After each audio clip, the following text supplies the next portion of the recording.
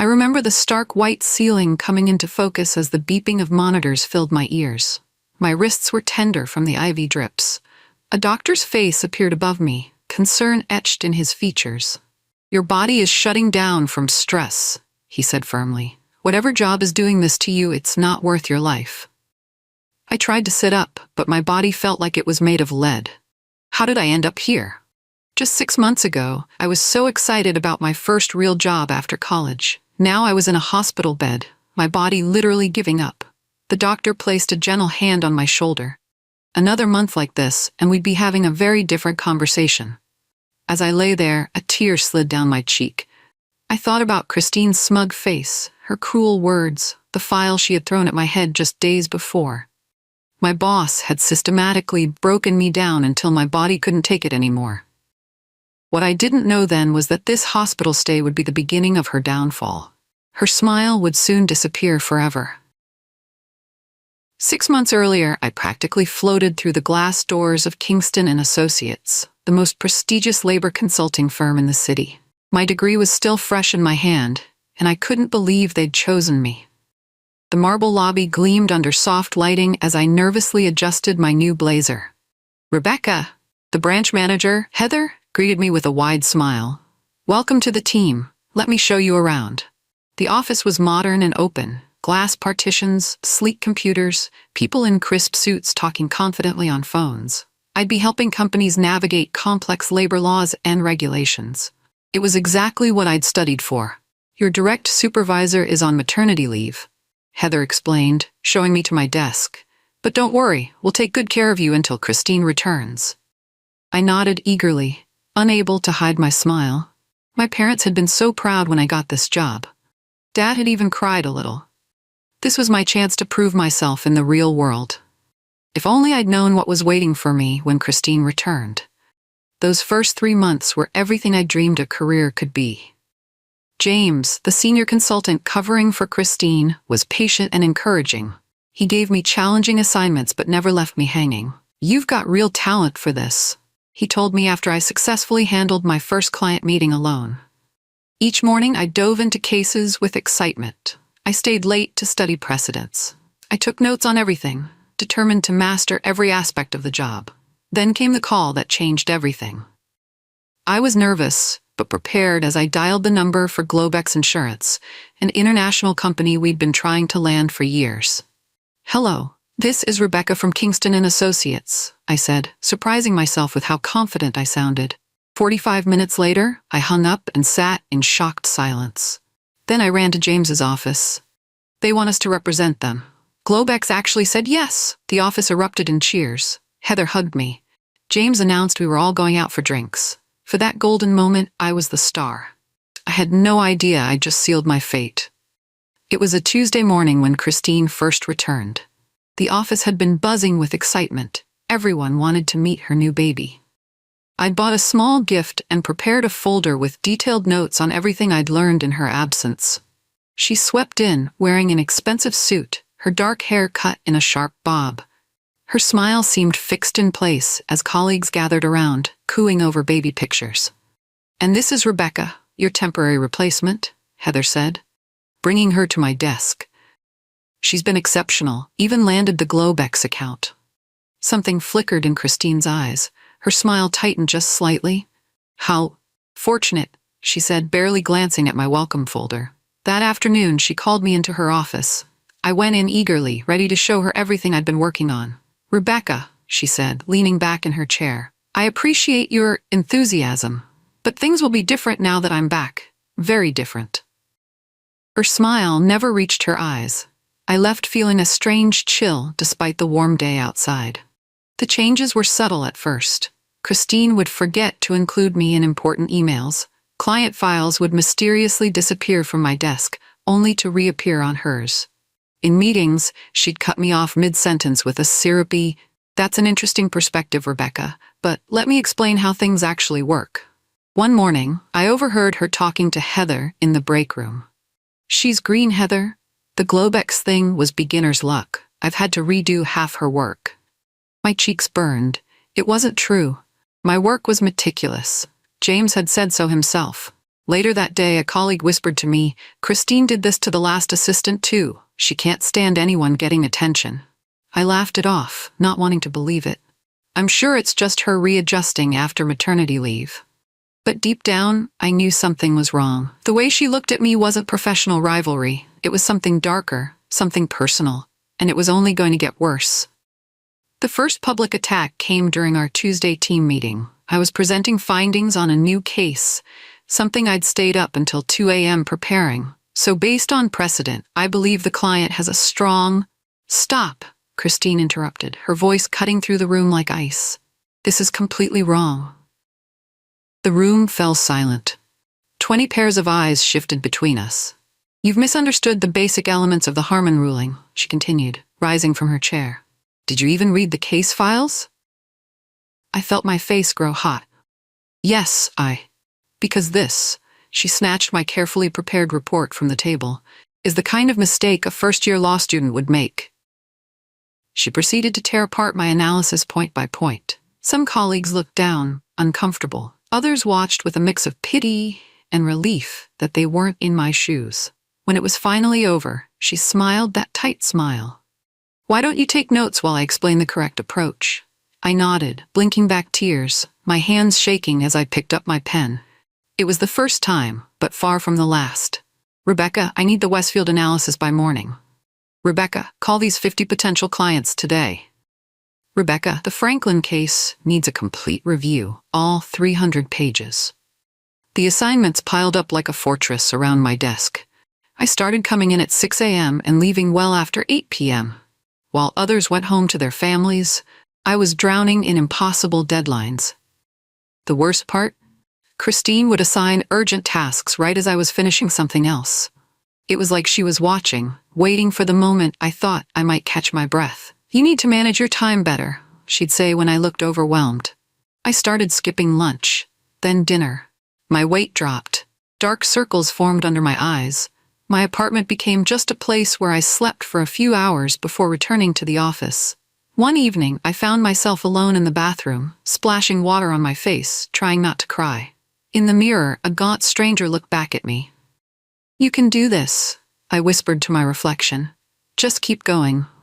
But my body was already sending warning signals I was too determined to hear. It happened on a Thursday afternoon.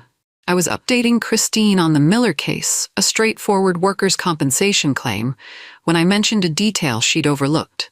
Actually, the employee's medical records show the injury was pre-existing, which affects— "Are you saying I made a mistake?" Her voice dropped dangerously low. "No, I just noticed this detail and thought—" "You thought?" She stood up suddenly, her chair rolling backward. "You're a first-year associate who barely knows how to file paperwork." The entire office went silent. I could feel everyone watching, pretending to work. "I was just trying to help," I said quietly. That's when she grabbed the heavy case file from her desk and threw it directly at my head. I ducked just in time. The file hit the glass partition behind me with a loud crack, and papers exploded everywhere. "Clean that up," she hissed, and never questioned my work again. No one moved to help me as I knelt on the floor, gathering scattered papers with trembling hands. No one said a word. In that moment, something inside me broke a little. After the file incident, I gathered my courage and asked Christine for a private word. My heart hammered as I closed her office door. "Christine, I want to do a good job here," I began, keeping my voice steady. "But I don't think I can work effectively when there's—" "When I what?" she asked, her voice dangerously soft. "The yelling, the excessive workload, throwing things, it's creating a hostile workplace." She leaned back in her chair, a slow smile spreading across her face. Then she laughed, actually laughed out loud. "A hostile workplace? Is that what you think this is?" I nodded, trying to maintain eye contact. She leaned forward, all humor vanishing. "What are you going to do about it? Report me to the Labor Department?" Her smile turned cruel. "You can try that. I've won many cases. I eat complaints like yours for breakfast." My blood ran cold as she continued. "Remember what we do here, Rebecca. I know every loophole, every defense. So please, go ahead and file your little complaint." I left her office in silence, her mocking laughter following me back to my desk. But I wasn't as helpless as she thought. My body began to rebel against the constant stress. First came the migraines, blinding pain that made the computer screen blur. Then insomnia. I'd lie awake until 3 a.m., dreading the next day, only to drag myself back to the office 3 hours later. My hands developed a constant tremor. I started dropping things, pens, coffee cups, my phone. Colleagues noticed but said nothing. They were all afraid of Christine. "You look terrible," my roommate said one morning. "You need to see a doctor." "I'm fine," I insisted, swallowing another antacid for the stomach pain that never seemed to go away. But I wasn't fine. I was drowning. One evening, alone in the office bathroom, I found myself gasping for air, my heart racing so fast I thought it might explode. My vision tunneled, and the room spun around me. I gripped the sink, certain I was dying. Later I learned it was a panic attack, the first of many. Still, I kept coming to work. Still, I tried to meet impossible demands. I was determined not to let Christine win, not to prove her right. My body had other plans. The day of my collapse started like any other nightmare. I'd been at the office until midnight, gone home for 3 hours of fitful sleep, then returned before dawn. My hands shook as I gulped down my 4th coffee. Christine dropped a new stack of files on my desk. "I need these reviewed and summarized by noon." I looked at the mountain of papers, then at the clock, 9:30 a.m. It was physically impossible. "I don't think I can." "That sounds like a you problem," she cut me off. Noon. By 11, the room was spinning. Black spots danced in my vision. The words on the page swam together like alphabet soup. I couldn't remember the last time I'd eaten a proper meal. I stood up to get another coffee, hoping it would help me focus. That's when the floor seemed to tilt sideways. I heard someone call my name from what seemed like a great distance. Then, nothing. I woke up in an ambulance, an oxygen mask on my face, paramedics hovering over me. Behind them, I caught a glimpse of the office gathered around, faces shocked. All except Christine's. She looked annoyed. 3 days in the hospital gave me clarity I hadn't had in months. The doctors were blunt. My body was shutting down from extreme stress and exhaustion. My blood pressure was dangerously high. I was severely dehydrated and malnourished. "Whatever's happening at your job," the doctor said, "it's killing you, literally." On my last day in the hospital, I made a decision. I would speak to Heather, the branch manager. Surely she couldn't ignore a medical emergency caused by workplace conditions. Back at the office, I requested a private meeting. Heather's face was sympathetic as I sat down. "Heather, I need to talk to you about Christine," I began, my voice stronger than I expected. I told her everything. The impossible workload, the public humiliation, the thrown file, the threats when I mentioned reporting her. I showed Heather the doctor's note stating my collapse was stress-induced. "This can't continue," I finished. "It's not just unprofessional, it's dangerous."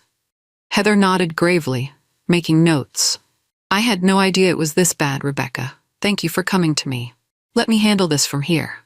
Relief washed over me. Finally, someone was listening. Finally, something would change. How wrong I was. I arrived at work the next morning feeling cautiously hopeful. Maybe things would improve now that Heather knew the truth. That hope died quickly. The receptionist gave me a strange look as I walked in. "Rebecca, Heather wants you to wait at your desk today. Don't attend any meetings until further notice." Christine wasn't at her desk. Neither was Heather. The office felt unusually quiet, with colleagues avoiding my eyes. I sat alone, watching the clock tick. 9 a.m., 10 a.m., 11 a.m. No assignments, no calls, no emails. Just silence. A knot formed in my stomach as the isolation stretched on. This didn't feel like protection. It felt like punishment. By lunch, still sitting alone while others whispered in groups, I realized with sick certainty what was happening. Heather hadn't been taking notes to help me. She'd been documenting how to get rid of me. At 2:13 p.m., my computer pinged. A new email had arrived from HR. Subject: employment status, confidential. My hands trembled as I clicked to open it. The first line told me everything I needed to know. "Following recent discussions, we regret to inform you that your employment with Kingston & Associates is being terminated, effective immediately." I stared at the termination email in disbelief. There hadn't been any recent discussions. There had been no warning, no performance improvement plan, no formal hearing, just my plea for help, and now, this. The email continued with cold corporate language. Your personal items will be packed by security and sent to your home address. Please surrender your access card to reception before leaving the premises. My vision blurred with tears of anger and betrayal. I scrolled down, looking for some explanation, something that would make sense of this nightmare. There it was, buried in the third paragraph. This decision follows reports of disruptive behavior, inability to meet basic job requirements, and concerns about your fit within our organizational culture. The truth hit me like a physical blow. Christine had gotten to Heather first. She had twisted everything, painted me as the problem, not her. And Heather had believed her. Or at least, pretended to. I felt sick. They were firing me for being bullied to the point of hospitalization. But something changed in me at that moment. The shock and hurt transformed into something else. Cold, clear determination. As I sat at my desk, reading and rereading the termination email, pieces began falling into place. This wasn't an impulsive decision. This was premeditated. Christine must have gone to Heather immediately after I left her office yesterday. She would have spun a story. Poor work performance, attitude problems, inability to handle pressure. She would have recommended termination before I could cause more problems. And Heather, wanting to avoid conflict with her star consultant, had agreed. They thought they had me cornered. A young, inexperienced graduate against a powerful company and its star lawyer. David versus Goliath, only in their version, Goliath wins easily. What they didn't know was that I'd been documenting everything. Every late-night email timestamp showing impossible deadlines. Every witness to Christine's public outbursts. Photos of the bruise from when the file hit the wall next to my head. Doctors' reports linking my collapse directly to workplace stress. Most importantly, I had recordings, small voice memos captured on my phone during the worst of Christine's tirades, including her exact words. "What are you going to do about it? Report me to the Labor Department. I've won many cases." I took a deep breath. They had just made the biggest mistake of their careers. Security hadn't arrived yet to escort me out. I had maybe 15 minutes before they realized I'd seen the email. 15 minutes to face my tormentors. I walked calmly to the conference room where I could see Heather and Christine through the glass walls.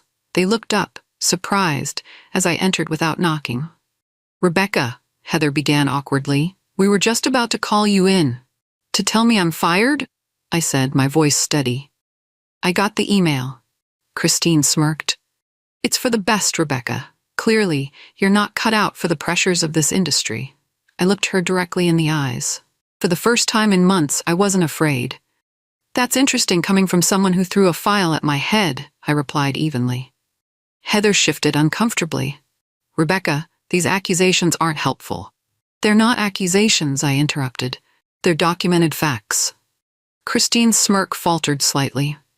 "I came to this company eager to learn and contribute," I continued. "Instead, I was bullied, overworked, and literally put in the hospital. And now you're firing me for it." I placed my hands flat on the table and leaned forward. "That was a mistake." "What exactly do you mean by mistake?"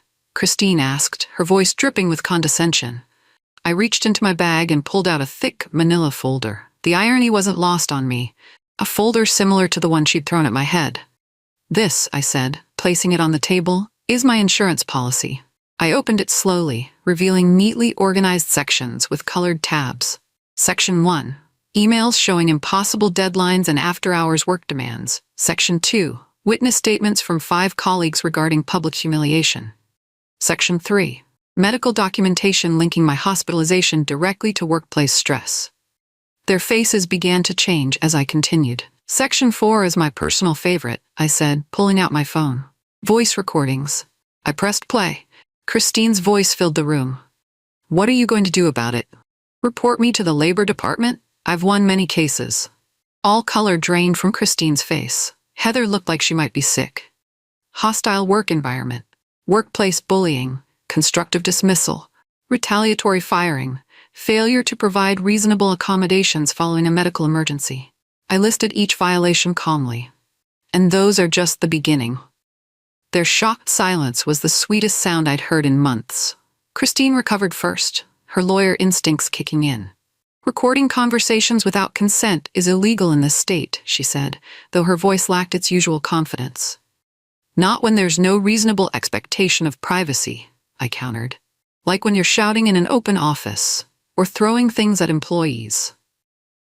Heather cleared her throat. Rebecca, let's not be hasty. Perhaps we can discuss. Discuss what? I asked. My wrongful termination? The hostile work environment? Or how about the fact that your star consultant admitted on recording that she's faced similar complaints before? That got Heather's attention. Her head snapped toward Christine. Similar complaints? She repeated. Christine shot me a look of pure hatred. She's lying. Am I? I turned back to my folder. I've been in contact with Melissa Chen, my predecessor. She has quite a story to tell. This was a bluff. I'd only heard rumors about the previous assistant. But watching Christine's face, I knew I'd struck gold. This is absurd, Christine hissed, but panic flashed in her eyes. Heather stood up suddenly. I need to make a call. Both of you stay right here. The door closed behind her, leaving Christine and me alone in a silence thick with tension. 40 minutes later, I sat across from Kingston and Associates legal counsel and HR director. Christine was conspicuously absent. Heather sat at the end of the table, looking years older. After reviewing the situation, the legal counsel began carefully. We believe there has been a serious misunderstanding. I almost laughed at the corporate euphemism for, we realize we're about to get sued into oblivion. We would like to offer you a settlement, he continued, sliding a document across the table. I glanced at the figure and kept my face neutral, though my heart leaped. It was more money than I'd make in 5 years. In exchange for your discretion and agreement not to pursue legal action, the HR director added.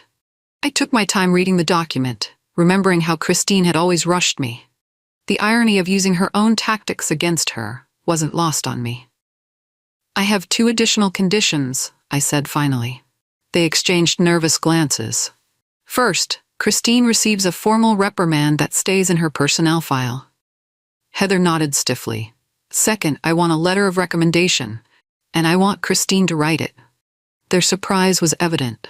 Why would you want a recommendation from someone who treated you so poorly? The HR director asked. I smiled because I want her to have to put in writing just how valuable I am.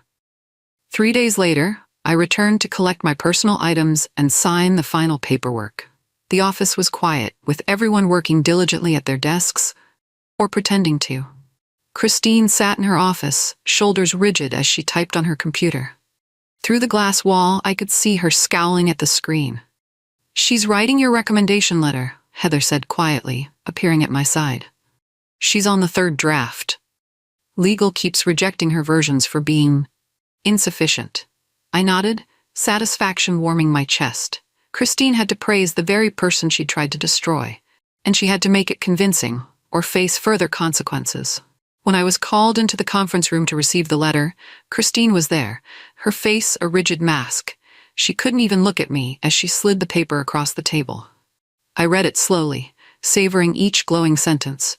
Rebecca demonstrated exceptional analytical abilities. Showed remarkable resilience and dedication. Would be an asset to any organization fortunate enough to employ her. Each word must have been like swallowing poison for her to write. Is this accurate, Christine? I asked innocently. Her eyes flashed with hatred, but her voice was eerily pleasant. Completely accurate. Her smile had never looked more forced or more defeated. I hadn't planned to tell anyone about the settlement or what happened at Kingston and Braith Associates. I signed an NDA after all, but strangely, I didn't have to say anything. Within weeks, the whispers started. Former colleagues began reaching out, first one, then another, then several more. Is it true Christine got written up? I heard there was a settlement after you left. Things are changing around here since you stood up to her. James, the senior consultant who had trained me, called to check in. Whatever you did, he said, it caused an earthquake. HR is suddenly reviewing all complaints from the past 2 years.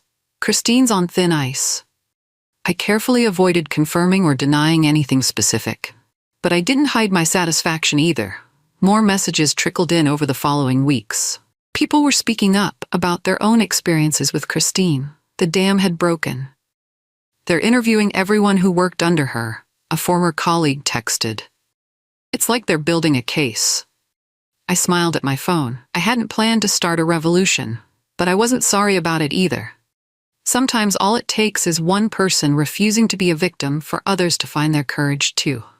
The wheels of justice were turning, faster than I'd expected. 3 months after I left Kingston and Associates, I was thriving at my new job with a competing firm. My confidence had returned. The health issues vanished once the toxic stress was removed from my life. Then came the news I never expected to hear so quickly. Christine's gone. My old friend from accounting texted one Tuesday morning. Fired yesterday. Security walked her out. I stared at my phone in disbelief. Christine, the untouchable star consultant, the woman who'd made my life hell, had finally faced consequences. More details emerged throughout the day. After my departure triggered a review, other complaints surfaced. Former employees came forward. Current staff finally spoke up. The picture that emerged was damning. Years of bullying, intimidation, and taking credit for others' work. She tried to blame it all on Heather, James told me over coffee later that week. Said Heather should have supervised her better. But there were too many witnesses, too many incidents. The final straw, apparently, was discovering Christine had been claiming sole credit for the Globex account, the one I had landed. When Globex executives mentioned the impressive young woman who brought us on board, the truth couldn't be hidden any longer. Christine's empire of fear had finally crumbled. And I had lit the first match. 6 months passed. I was excelling at my new firm, respected, valued, even being groomed for management. The settlement money had allowed me to pay off my student loans and put a down payment on a small condo. I rarely thought about Christine anymore. The nightmares had stopped. The anxiety that once gripped me had faded to a distant memory. Then, on a rainy Tuesday, I saw her. I was meeting a client at an upscale downtown restaurant when she walked in. She looked different. Her sharp bob grown out, her designer suit replaced by something less expensive. She was meeting someone at the bar, an interview from the looks of the portfolio she carried. Our eyes met briefly across the room. Recognition flashed in hers, followed by something I'd never seen there before. Uncertainty, maybe even fear. I gave her a small nod, then returned to my client conversation. Later, I overheard a snippet as I passed the bar. Difficult to explain the gap in my employment. Christine was saying to the interviewer, her voice lacking its former confidence. I didn't linger. I didn't need to. Karma had done its work without any further effort from me. Outside in the fresh air, I felt a strange sense of closure. Christine wasn't thriving, but neither was she destroyed. She was simply facing the natural consequences of her actions. That was enough for me. On the 1-year anniversary of my hospital stay, I treated myself to dinner at my favorite restaurant. It was a small celebration of how far I'd come, from hospital bed to rising star at my new firm. As I sipped my wine, I reflected on everything that had happened. The bullying, the collapse, the confrontation, the victory. I realized something important. I didn't hate Christine anymore. The anger that once burned through me had cooled. In its place was something else. Not forgiveness exactly, but a kind of understanding. Christine had been insecure, threatened by a younger woman's success, afraid of being overshadowed. Her behavior was inexcusable, but it came from a place of fear, not strength. My phone buzzed with a message from my new boss. Great work on the Henderson case. The client specifically praised your approach. Bonus coming your way. I smiled, remembering how different this felt from my time at Kingston. Here, success was celebrated, not punished. Mentorship replaced sabotage. Teamwork trumped ego. The experience with Christine had taught me valuable lessons. About standing up for myself, about documenting everything, about recognizing toxic environments. But most importantly, about the kind of leader I wanted to be and the kind I never wanted to become. I raised my glass in a silent toast, to survival, to growth, and to leaving bitterness behind. 2 years after leaving Kingston Associates, I was promoted to senior consultant at my new firm. The announcement came with an office celebration, complete with champagne and congratulatory speeches. As I looked around at my colleagues, people who respected me, challenged me, supported me, I thought about how differently my career could have gone if I'd simply accepted Christine's abuse as just how things are. Standing up hadn't been easy. It had been terrifying, But that moment of courage had changed everything. Later that evening, I found myself remembering Christine's smile, that cold, cruel curve of lips that never reached her eyes. The smile that appeared whenever she put me down or watched me struggle. The smile that fed on my suffering. That smile had disappeared the moment I stood up in that conference room and placed my documentation on the table. The moment she realized I wasn't powerless after all. Now, as I accepted congratulations from my team, my own smile was genuine, warm with the knowledge that I had not just survived, but thrived. Sometimes I wonder if Christine learned anything from what happened. I hope she did. I hope she found a way to succeed without tearing others down. But whether she changed or not, I knew one thing for certain. Her smile no longer had any power over me. And that was the greatest victory of all.